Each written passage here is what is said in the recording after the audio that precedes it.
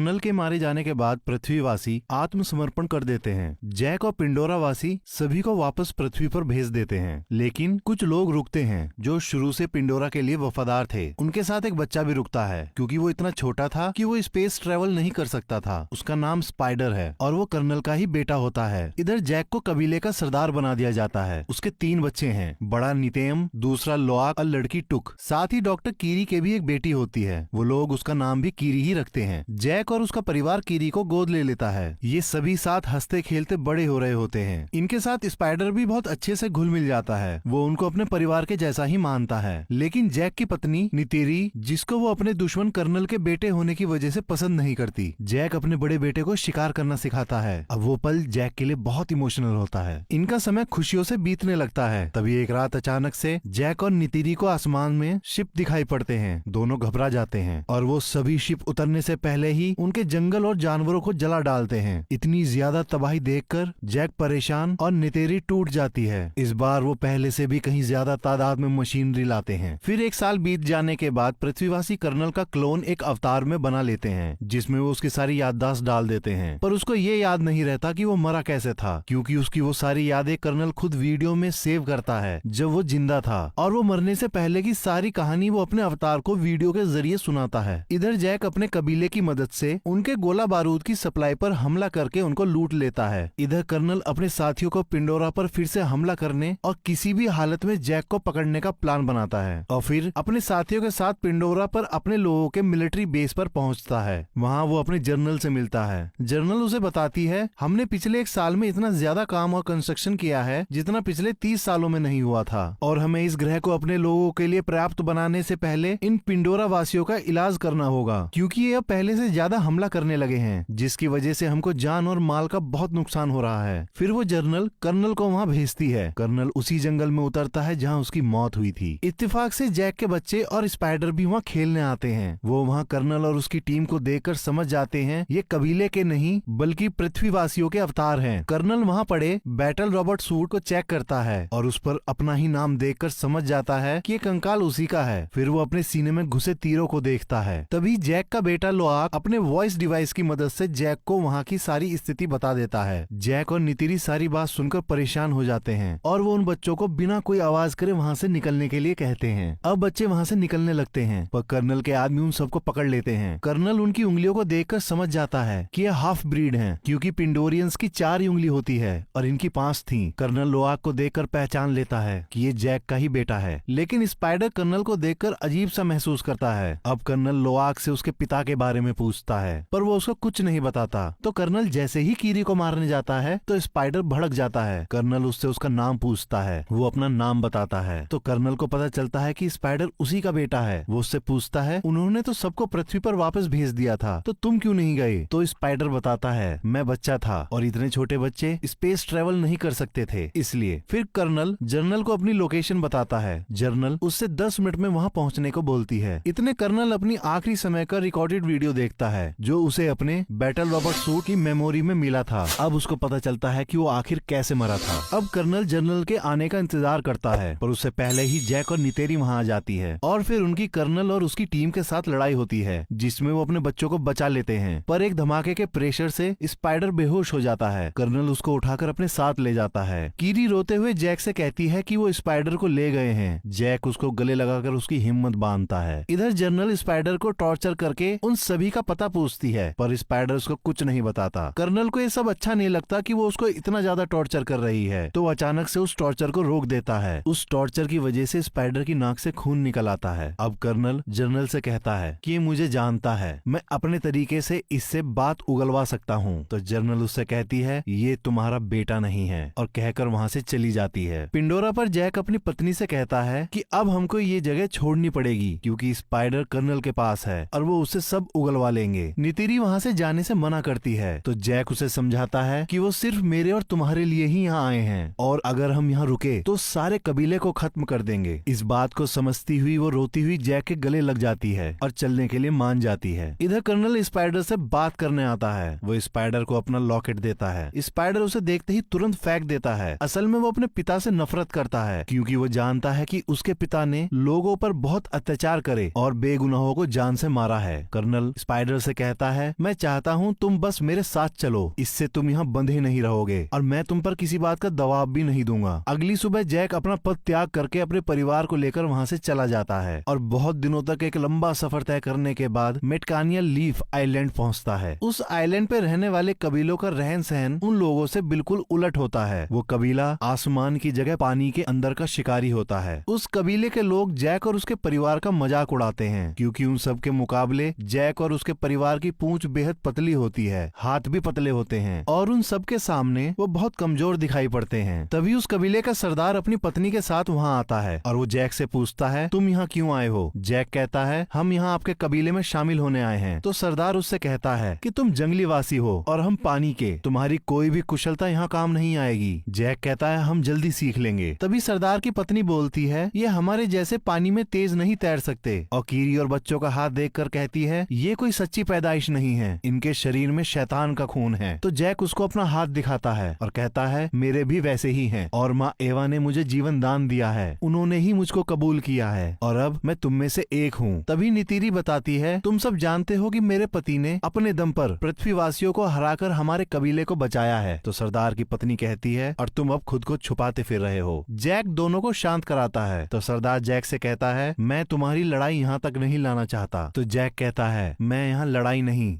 बल्कि अपने परिवार को सुरक्षित रखने के लिए यहाँ आया हूँ। सरदार उनको वहाँ रहने की इजाजत दे देता है और अपने लोगों से कहता है, इनको भी अपने भाई और बहनों के जैसा समझो, इनको एक बच्चे के जैसा समझकर हमारे सारे तौर तरीके सिखाओ, इन्हें तैरना सिखाओ जिससे ये अपने आप को बेकार न समझे। और फिर अपने बेटे और बेटी को उनकी जगह दिखाने को कहता है। अगले दिन सरदार के बच्चे जैक के बच्चों को पानी के अंदर ले जाते हैं और वो देखते हैं कि वो ज्यादा समय पानी के अंदर नहीं रुक पा रहे। वो उनकी तैरने में उनकी बहुत मदद करते हैं और उन्हें सारे तरीके बताते हैं। उसके बाद वो अपने पानी के जीवों को बुलाकर उनसे लोआक का बंधन करवाते हैं और उसको राइड करना सिखाते हैं। कबीले का सरदार वो सारी ही बातें जैक को भी सिखाता है। सरदार की लड़की ओआक को सांस खींचना और देर तक रोकना सिखाती है। जैक के बच्चे पानी के अंदर बहुत मजा करते हैं, उन्हें एक नई दुनिया दिखाई देती है। कीरी उन सबको महसूस करती है। इधर कर्नल स्पाइडर को लेकर पिंडोरा की सबसे ऊंची पहाड़ी पर पहुंचकर अपने लिए एक बेंजिस को चुनकर उससे अपना बंधन जोड़ने की कोशिश करता है, लेकिन उनकी लड़ाई में बेंजिस उसको लेकर पहाड़ी से कूद जाता है। तो सबको लगता है कर्नल मर गए और वो वहाँ से वापस जाने लगते हैं, लेकिन तभी कर्नल बेंजिस की सवारी करता हुआ वहाँ आ जाता है। वो उससे बंधन जोड़ लेता है। इधर सरदार के लड़के कीरी को छेड़ रहे होते हैं। तभी नितेम और लोआक वहाँ आकर उन लड़कों को बहुत मारते हैं। कीरी ये देखकर बहुत हंसती है। फिर जैक अपने लड़कों को अपनी जगह पर लाकर बहुत डांटता है और लोआक को भेजकर उन सभी से माफी मांगने को कहता है। फिर वो नित्यम से पूछता है, क्या तुमने उन सबको बहुत मारा? वो कहता है, हाँ। ये बात सुनकर जैक उससे कहता है, ये अच्छी बात है। नित्यम उनका जवाब सुनकर मुस्कुराता है और वहाँ से चला जाता है। लोआक उन लड़कों के पास जाकर उनसे माफी मांगता है। वो लोआक को माफ करके अपने साथ गहरे समुद्र में शिकार करने को कहते हैं। लोआक उनकी बात मानकर उनके साथ चल पड़ता है। वो थ्री ब्रदर पहाड़ी पर पहुंचकर लोआक से एक आवाज निकालने को कहते हैं। लोआक वैसे ही करता है, पर वो उसको चुपचाप वहाँ छोड़कर वापस चले जाते हैं। असल में वो एरिया एक व्हेल मछली के जैसे दिखने वाले टुलकुन जीवों का होता है और एक जीव लोआक को मारने के लिए पागलों की तरह उसके पीछे पड़ जाता है। लोआक अपने को जैसे तैसे उससे बचाने की पूरी कोशिश करता है। बहुत देर पानी में रहने की वजह से लोआक की सांसें खत्म होने लगती हैं। अब वो वहाँ से बाहर निकलकर सतह पर आने की कोशिश करता है, लेकिन टुलकुन उसको देख लेता है और अब उस पर उसे मारने के लिए हमला करता है। और जैसे ही उसके नजदीक आता है तभी एक और टुलकुन उल्टा उस पर ही हमला कर देता है। पर इतने में लोआक अपनी सांसें टूटने की वजह से पानी में डूबने लगता है। पर कुछ देर बाद जब उसकी आंखें खुलती है तो देखता है कि उस टुलकुन ने उसकी जान बचा ली है। वो उसे सतह पे ले आया था। इसके बदले वो टुलकुन के पंख में फंसे बड़े से लोहे के कांटे को निकाल देता है। अब दोनों में दोस्ती हो जाती है और फिर दोनों पानी में बहुत देर तक एक साथ तैरते हैं। कुछ देर बाद लोआक उसके दूसरे कटे हुए पंख को देखकर उससे इशारे में पूछता है कि ये कैसे हुआ, पर टुलकुन उसको कोई जवाब नहीं देता। इधर कीरी जैक को बताती है कि मुझको माँ एवा के दिल की धड़कन सुनाई देती है, क्या मैं पागल हो गई हूँ? जैक उसे समझाता है। तभी नित्यम सरदार के लड़के को लाता है और दिन भर की सारी बात बता देता है। अब वो लोग लोआक को ढूंढने निकलने ही वाले होते हैं। तभी लोआक टुलकुन को वापस भेजकर घर आ जाता है और सारी गलती अपनी बताकर सरदार के लड़के को मार खाने से बचा लेता है, जिसकी वजह से उन दोनों में बहुत अच्छी दोस्ती हो जाती है। अगले दिन वो सरदार के बच्चों को सारी बात बता देता है और उनसे उसके कटे हुए पंख का भी जिक्र करता है। सरदार की लड़की समझ जाती है और कहती है कि उसका नाम पायकन है और उसको जिसको उसके परिवार ने बेदखल कर रखा है, क्योंकि सभी बताते हैं कि वो खूनी है। उसने हमारे कबीले और अपने साथी टुलकुन को भी मारा है। लेकिन लोआक उनकी बात नहीं मानता और कहता है वो मेरा दोस्त है, और वहाँ से कहकर चला जाता है। अगले दिन सरदार की लड़की उनको अपने पुरखों के मंदिर को दिखाती है, फिर अपने कबीले के जीवनदायिनी पेड़ को दिखाती है जो पानी के अंदर होता है। कीरी उससे अपना बंधन करती है तो उसे अपनी माँ दिखाई देती है। वो उससे गले लग के रोने लगती है और पूछती है मैं सबसे अलग क्यों हूँ और माँ एवा मुझसे क्या चाहती हैं? मेरे पिता कौन हैं? तभी अचानक कीरी को दौरा पड़ जाता है। वो बच्चे उसको वापस ले आते हैं। जैक उसके इलाज के लिए अपने दोस्तों को बुलाता है पर उनसे कुछ नहीं होता, तो सरदार की पत्नी उसका इलाज करके उसे ठीक करती है। तभी कर्नल के साथी उसको बताते हैं कि रेडार पर एक शिप देखा गया है और ये शिप वही था जिससे जैक के दोस्त कीरी को ठीक करने आए थे। कर्नल को एक लोकेशन मिल गई थी। अब कर्नल एक शिकारी शिप के कैप्टन और उसके क्रू के साथ मैटकाइना रीफ के लिए निकल पड़ता है। इधर रीफ में सारे टुलकुन अपना चक्र पूरा करके वापस आते हैं। कबीले वाले उनके आने से बहुत खुश होते हैं। असल में कबीले वाले उनको अपने भाई और बहन ही मानते हैं। टुलकुन की सरदार अपने बच्चे को रोनाल को दिखाती है। वो बहुत खुश होती है और कहती है उसका बच्चा भी जन्म लेने वाला है। इधर कर्नल उसके सबसे नजदीकी कबीले पहुंच जाता है और जैक के बारे में पूछता है, पर वो लोग कुछ नहीं जानते तो वो कुछ नहीं बता पाते। वो गुस्से में उनके घरों को जला देता है और वहाँ से दूसरे कबीले के लिए निकल जाता है। जैक को सरदार पड़ोसी कबीले की जानकारी देता है और कहता है वो तुमको ढूंढ रहे हैं। नितेरी जैक से कहती है हम कब तक भागते रहेंगे? हमको अगर चैन की सांस लेनी है तो हमें उसे मारना पड़ेगा। इतनी मेहनत करने के बाद भी कर्नल को कुछ पता नहीं चलता तो अपना प्लान बदल देता है और जो उस शिप का कप्तान चाहता था कि वो टुलकुन का शिकार करे वो उसे इजाजत दे देता है। अब लोआक पायकन के पास पहुंचता है और उससे कहता है मैं तुम पर भरोसा करता हूँ, तुम भी मुझ पर भरोसा करो और तुम्हारे साथ क्या हुआ था वो मुझे बताओ। और उसको ऐसा करते हुए उसके साथी देख लेते हैं। पायकन अपना मुंह खोलता है। लोआक अंदर जाकर अपना बंधन जोड़ता है जिससे उसको सब पता चल जाता है कि उसने सिर्फ अपने साथियों और कबीले वालों को बचाने की कोशिश करी थी। उसमें उसकी कोई गलती नहीं थी और उसने किसी को नहीं मारा। अब उस कबीले के सरदार को पता चलता है कि लोआक पायकन के पास गया था, जिसकी वजह से वो उसको डांट लगाता है और बताता है टुलकुन पहले खूनी दरिंदे हुआ करते थे और बहुत ज्यादा मार काट करने के बाद उन्होंने दरिंदगी त्याग दी और शांति को ही अपने जीवन का मूल आधार बनाया। पर पायकन ने उनके नियम तोड़कर वापस दरिंदगी दिखाई तो उसको बरादरी से बेदखल कर दिया। लोआक उसको सच बताने लगता है पर जैक उसको बोलने नहीं देता। इधर कर्नल की टीम टुलकुन की सरदार पर ही ट्रैकर लगा देती है क्योंकि वो अपने बच्चे की वजह से तेज नहीं तैर सकती थी। अब वो सारे शिकारी, अब वो कैप्टन बड़ी बेरहमी के साथ उसको घेर कर मार देता है और अपने शिप पर लाकर उसके दिमाग में ड्रिल करके पीले कलर का सारा तरल निकाल लेता है और वो बताता है कि ये तरल सबसे कीमती है और इतने से तरल की कीमत 660 करोड़ रुपए है और इसी के पैसों की वजह से ही कर्नल तुम अपना काम कर पा रहे हो। इधर कबीले वाले टुलकुन की लाश के पास पहुंचते हैं। सरदार की पत्नी उसको देखकर बहुत रोती है और बताती है कि ये मेरी आत्म बहन थी और इसने न जाने कितनी साइकिल पूरी करने के बाद अपने बच्चे को पाया था और वो वापस आकर लड़ाई का ऐलान करती है। लेकिन जैक उनको समझाता है कि अगर तुम उनसे लड़े तो वो तुम्हारा सब कुछ खत्म कर देंगे, उनको भी जिनको तुम प्यार करते हो। और उन्हें ट्रैकर को दिखाकर कहता है हमको टुलकुन की जिंदगी बचानी है तो ऐसा कुछ भी उन पर दिखाई दे तो मुझको बताओ, मैं इन ट्रैकर्स को बंद कर सकता हूँ जिसकी वजह से उनकी जान बच सकती है। और ये बात सभी टुलकुन तक पहुँचाने को कहता है। सब मान जाते हैं। फिर जैक चुपके से नितिरी को बताता है कि वो टुलकुन का नहीं बल्कि हमारा शिकार करना चाहते हैं। अब लोआक पायकन के पास उसको सावधान करने के लिए निकल पड़ता है क्योंकि वो जानता था कि उसे कोई नहीं बताएगा। लेकिन सारे बच्चे उसे रोकने की कोशिश करते हैं पर वो वहाँ से निकल जाता है तो भी सारे बच्चे उसका पीछा करते हैं। इधर कप्तान दूसरे शिकार की तैयारी करता है। लोआक पायकन के पास पहुँचता है। वो पायकन पर ट्रैकर देखकर घबरा जाता है और उस ट्रैकर को निकालने की कोशिश करता है। तभी सामने से शिकारी जहाज को देखकर वो घबरा जाता है। अब सब बच्चे वहाँ पहुंचकर उस ट्रैकर को निकालने की बहुत कोशिश करते हैं पर वो उनसे भी नहीं निकलता।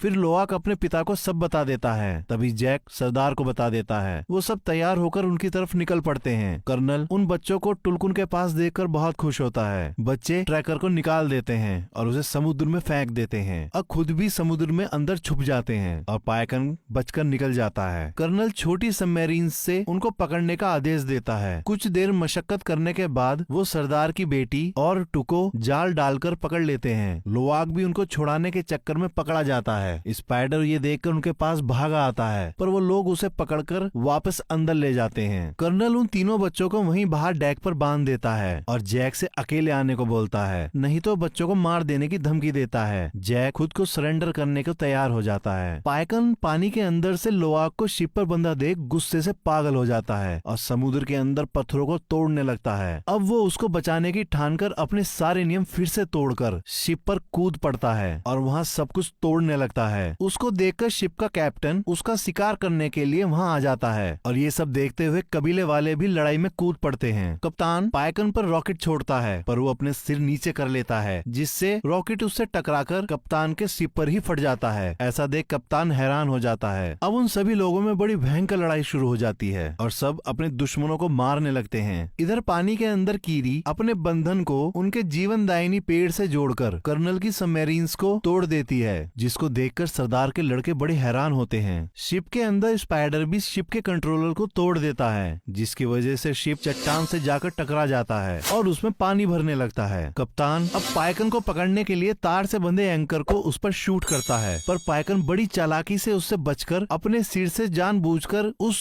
तार को बांधकर पूरी ताकत लगाकर उस बोट को खींचने लगता है। कप्तान बड़ी मुश्किल से उससे पीछा छुड़वाता है पर फिर से उस पर हमला करने की तैयारी करता है। तभी पाइकन उसकी बोट के ऊपर से कूदकर उस तार से कैप्टन के हाथ को ही बांध देता है और एक झटका देकर उसका हाथ ही अलग कर देता है, जैसे कप्तान ने कभी उसका पंख काटा था। कप्तान के मरते ही उसका क्रू लड़ाई रोक देता है और वहाँ से जाने लगता है। अब कीरी जैसे ही सतह पर आती है, कर्नल उसे पकड़कर शिप के डेक पर ले आता है और उसको वहीं बांध देता है। टुक उसको देख लेती है तो सरदार की लड़की के साथ उसे बचाने शिप पर वापस चली जाती है, लेकिन वो टुक को भी पकड़ लेते हैं। शिप के दूसरी तरफ कर्नल नेतियम को भागते हुए गोली मार देता है। बच्चे बड़ी मुश्किल से उसे टापू पर ले आते हैं पर वो बच नहीं पाता। नितेरी उसको मरा देख पागलों के जैसे चीखने लगती है और बहुत रोती है। तभी कर्नल जैक के वॉइस डिवाइस पर बात करता हुआ उसे बताता है कि उसकी छोटी बेटी उसके पास है। तो जैक नितेरी को संभलने को बोलता है और कहता है हमें अपनी बेटी को बचाना है। नितेरी अपना धनुष उठाकर अपने बेंजिस पर बैठकर शिप की तरफ उड़ जाती है। जैक वहाँ शिप पर चुपचाप पहुंचकर धमाका कर देता है, जिससे वहाँ आग लग जाती है। नितेरी वहाँ पहुंचकर बहुतों को मार डालती है। उसका रौद्र रूप देखकर स्पाइडर भी डर के मारे छुप जाता है। इधर जैक चुपके से टुक को छुड़ा लेता है पर कर्नल कीरी के गले पर चाकू रखकर उसके सामने आता है और कहता है तुम नहीं चाहोगे कि आज तुम्हारी एक औलाद और मर जाए। कर्नल उससे हथियार रखवा देता है। स्पाइडर कर्नल को ऐसा करने से रोकता है पर वो नहीं मानता। तभी नितेरी स्पाइडर के गले पर चाकू लगाकर कीरी को छोड़ने को बोलती है, पर कर्नल उसको ऐसा दिखाता है जैसे उस पर इस बात का कोई फर्क ही नहीं पड़ा। तभी नितेरी कर्नल से कहती है लड़के के बदले लड़का, और स्पाइडर की छाती पर चाकू मार देती है। कर्नल तुरंत कीरी को छोड़ देता है। अब वो सब वापस जाने लगते हैं पर कर्नल कहता है मैं अभी भी नहीं रुकूंगा और वापस आऊंगा और तुम अपने पूरे परिवार के साथ सारी जिंदगी डर में जियोगे। इतना सुनते ही जैक उस पर हमला कर देता है। इधर पानी के अंदर नितेरी और उसके बच्चों को आग घेर लेती है तो वापस शिप पर चढ़कर उसके दूसरी तरफ से निकलने की कोशिश करती है। तभी पानी का बहाव टूक को शिप के अंदर ले जाता है। नितेरी उसके पीछे कूद जाती है। शिप डूबने लगता है और पलट जाता है। स्पाइडर और कीरी ऊपर आ जाते हैं। इधर पानी के अंदर जैक लड़ते लड़ते कर्नल का गला घोटकर उसे बेहोश कर देता है। उसको लगता है कि कर्नल मर गया, लेकिन खुद भी पानी में सांसें टूटने की वजह से डूबने लगता है। तभी लोआक जैक को बड़ी मुश्किलों से एक चैम्बर में लेके आता है, जिससे जैक को सांस आ जाती है। इधर टुक और नितेरी भी एक जगह आके फंस जाते हैं और जहाज पूरी तरह अंधेरे में डूब जाता है। फिर कीरी वहाँ रोशनी देने वाली अनेक मछलियों को बुला लेती है और वो उनको पूरे जहाज में भेज देती है। वो टुक और नितेरी को बाहर निकाल लेती है। इधर लोआक पाइकन की मदद से जैक को भी बाहर निकाल लेता है। अब पाइकन उन सबको अपने पंख पर बैठाकर टापू पर छोड़ देता है। स्पाइडर भी कर्नल को बाहर निकाल लेता है। वो जिंदा होता है। वहाँ उसका बेंजिस आ जाता है। कर्नल स्पाइडर को साथ चलने के लिए बोलता है, पर स्पाइडर उसे वहाँ चिढ़ाकर वापस जैक और उसके परिवार के पास आ जाता है। तो कर्नल अपने बेंजिस पर बैठकर वहाँ से उड़ जाता है। अब सब कबीले वाले नेत्यम को आखिरी विदाई देते हैं। उस समय जैक को वो पल याद आता है जब उसने नेत्यम के जन्म पर अपने हाथों में उसे लेकर उसका नामकरण किया था और अब वो उसको पानी के उस अंतहीन गहराई में दफन होते देख रहा था। उसका दिल टूट गया था। वो वापस आकर सरदार से कहता है हम कल चले जाएंगे। तो सरदार कहता है तुम्हारा बेटा अब हमारे देवताओं के पास है और तुम भी अब पानी के आदमी हो चुके हो, तो तुम हमारे कबीले का ही हिस्सा हो। फिर जैक और नितेरी उनके जीवनदायिनी पेड़ से अपना बंधन बांधते हैं। तभी जैक को वो समय दिखाई देता है जब नेतियम ने पहली बार शिकार किया था और वो बहुत खुश थे। नितेरी उनको देखकर खुश होती है। नितेयम सच में अब उनके देवताओं के पास था। वो उसका स्वर्ग था। था, वहाँ उसकी दुनिया में उसका परिवार उसके साथ था और कहानी यहीं खत्म हो जाती है।